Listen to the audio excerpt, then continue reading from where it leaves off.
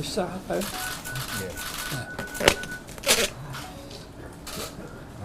자, 오늘 옥천의 유경수 여사 생가를 찾아뵙고요. 또 도당위원회와 오성 다이어 천복단지를 견학을 하고 오늘 여러분을 뵙게 됐습니다.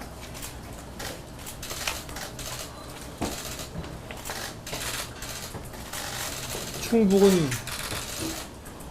그야말로 명실상부하게 우리 국토의 대한민국의 중심에 딱 위치하고 있고,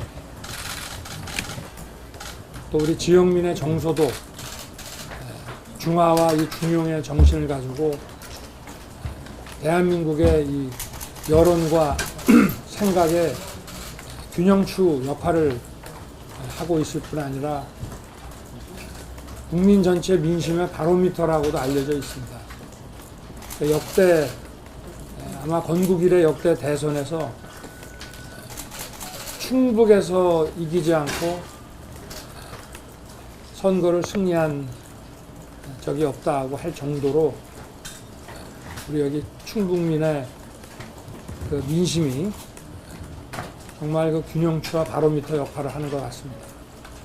그럼에도 불구하고 이 충북이 우리 도민들이 생각할 때는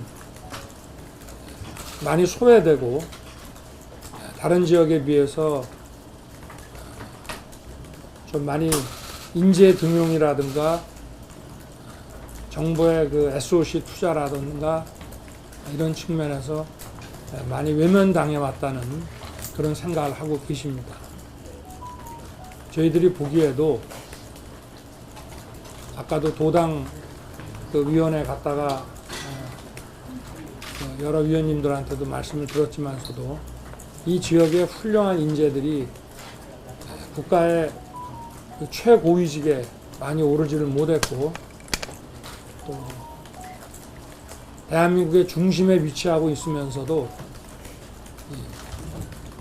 도로와 이 철도 교통망에 있어서의 그 접근성이라든지 이런 것이 많이 부족한 건 사실입니다.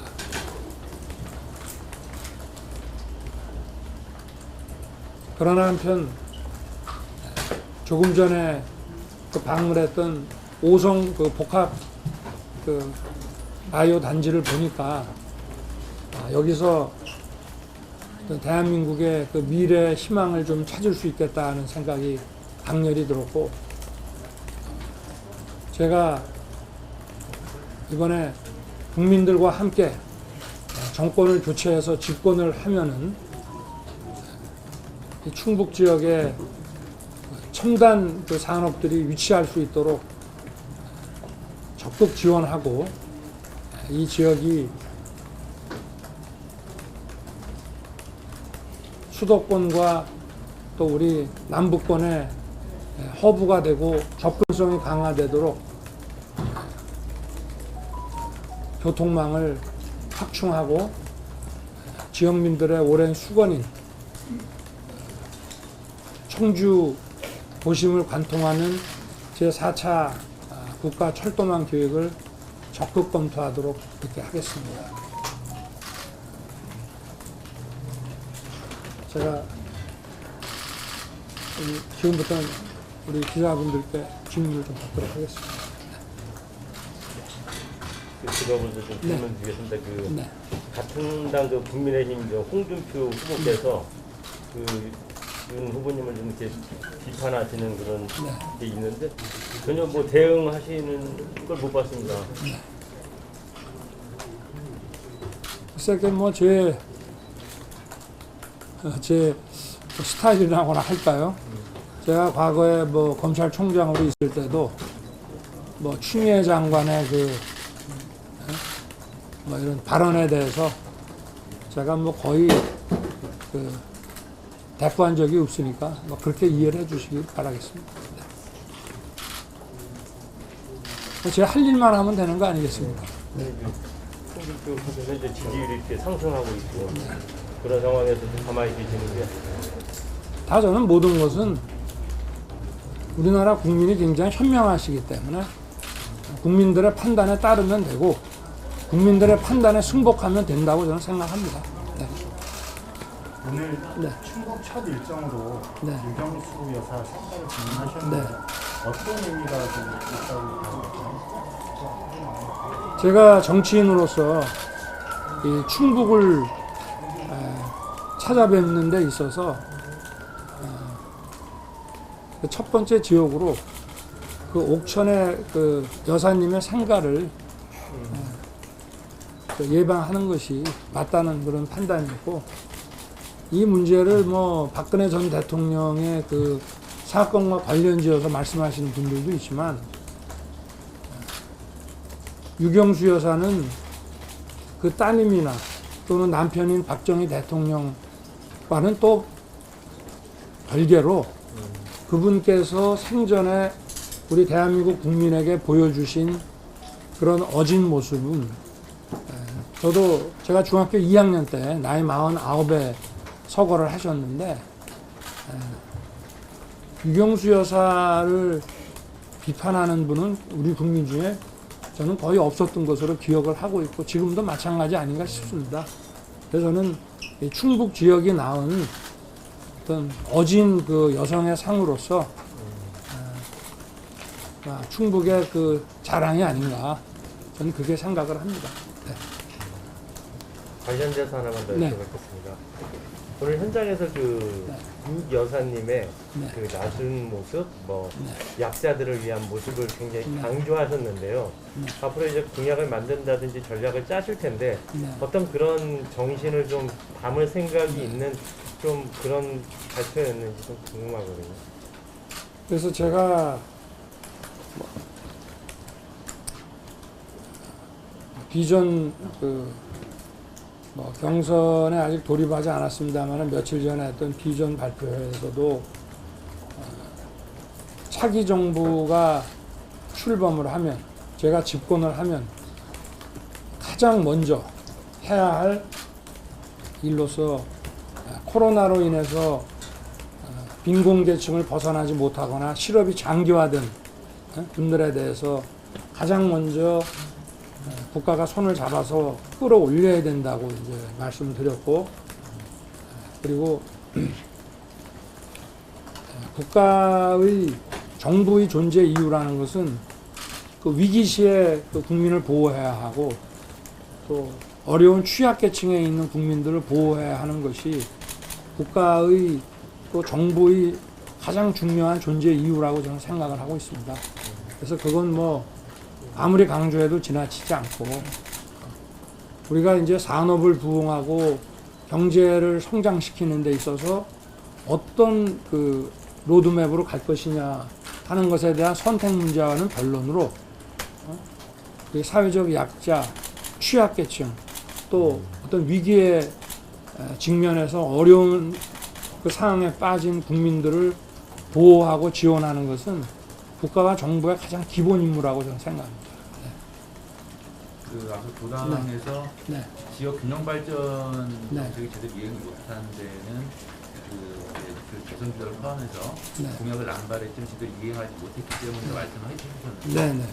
기왕 충북 오셨으니까 그렇다면 네. 충북 지역에 맞는 지역 균형 발전 정책을 구상하신 게 있으시다면 말씀. 그래서 아직 이제 경선이 이제 막 시작되고 본선에 들어가지도 않은 마당에 지역 공약을 막 발표하는 것이 좀 무책임한 것 같긴 합니다만은, 저는 그 균형 발전이라는 걸 세 가지로 접근을 하겠다고 말씀을 드렸고요. 첫째는 지역의 자치, 특히 재정 자치를 강화해서 그 지역의 지역민들이 가장 원하는 그 재정 수요를 스스로 해결할 수 있게 재정 자립도를 높인다는 거 하나 하고, 그 다음에 각 지역들이 특히 충북처럼 우리나라 내륙의 딱 중심에 있는 경우 다른 지역과의 그 교통의 접근성, 이 접근성이라는 것은 시간을 줄이는 겁니다. 그거를 강화해서 그걸 강화하는 인프라, 그 하드웨어를 만들어주는 것이 그게 이제 두 번째 해야 될 일이고, 세 번째는 각 지역에서 원하는 것도 있지만 또 그 지역의 그동안의 그 특성이라든지 역량에 비추어 가지고 타 지역에 비해서 비교 우위에 있는 그런 산업을 집중 육성하는 것이 바른 방향이다. 그래서 그 세 가지를 보고 있고, 충북 지역은 2009년에 여기가 오송 바이오 단지로 지정이 됐지 않습니까? 그리고 지금 10년 동안 이제 타 지역에 비해서 많이 앞서 나갔습니다. 대구는 이제 의료 복합 첨복 단지가 됐고, 여기는 바이오 첨복 단지가 됐는데, 일단 이렇게 해서 한 10년 이상 진행이 돼 왔기 때문에 저는 이 부분을 좀 집중 양성을 시켜야 되고, 그리고 여기 지금 SK 하이닉스라든가 이런 또 첨단 기업들이 들어왔기 때문에 기존에 와서 타 지역에 비해서 많이 비교 우위에 있는 것들을 중점적으로 육성하고 투자를 해야 된다고 생각하고 있습니다.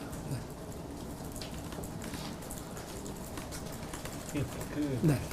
지금 뭐 이거 좀 가볍게 드리는 질문이긴 한데, 이 지역에 찾았던 그 대선 주자분들이 다들 그 지역하고의 어떤 연고나 아니면 뭐 관계나 이런 것들을 좀 강조를 하셨었어요. 근데 아마도 그만큼 뭐 지역 정서를 알고 있다, 또 내가 이 지역과의 어떤 그 교류나 이런 것들이 있다라는 것들을 좀 말씀하신 걸로 이제 저희들은 받아들이고 있는데, 그간에 지금 도민들은 충북하고의 좀 어떤 그 연고라든지 이런 부분들에 대해서는 사실 알려져 있거나 알고 있는 것들이 없는데, 혹시 있으시다고 하면 이 자리에서 좀 얘기를 해주시면. 제가 뭐 충북에서 태어나거나 여기서 학교를 다닌 것은 아닙니다만은, 어쨌든 제가 저희 부친부터 시작해서 위로 선대가 500년 동안 그 논산, 공주, 연기 지역에서 쭉 살아오셨기 때문에 어떤 충청인으로서의 그런 점을 말씀을 어제 드린 겁니다. 네. 충청 뭐 남도나 북도나 뭐 같은 충청이고, 또 앞으로 발전하는 데 있어서 청주와 세종, 또 대전과 오송 이런 거점 도시들을 다 이렇게 연결을 해서 발전을 해야 되지 않겠습니까?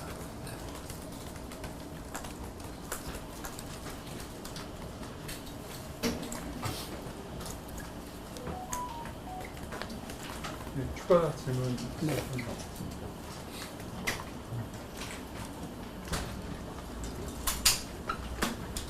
예, 그러면은 그것으로 마치겠습니다. 네. 아이고, 오늘 많이 쓰셨습니다. 고맙습니다. 네. 네.